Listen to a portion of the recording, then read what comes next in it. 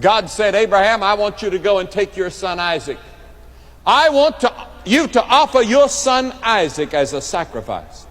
Abraham did not doubt God. He didn't argue with God. He obeyed God implicitly. And he took his son on a 3-day journey to Mount Moriah, where Jerusalem is located today.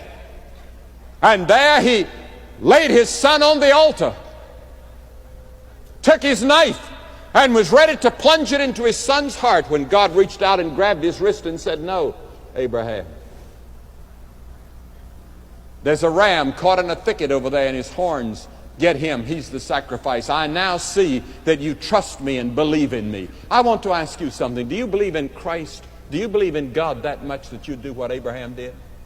No wonder he was called a man of faith. No wonder he's called the father of nations.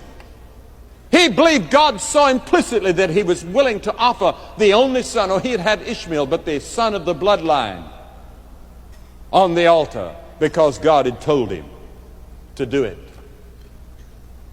And then remember that night in Egypt, all the plagues had come, and God had said, and the blood shall be to you for a token upon the houses where you are, and when I see the blood I will pass over you. In other words, go out and get a lamb.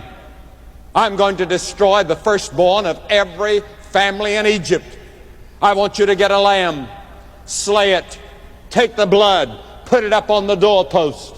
And when I see the blood tonight, when I pass through Egypt, killing the firstborn of every house in Egypt as a judgment upon Egypt because of their refusal to let the people of Israel go, I will pass over.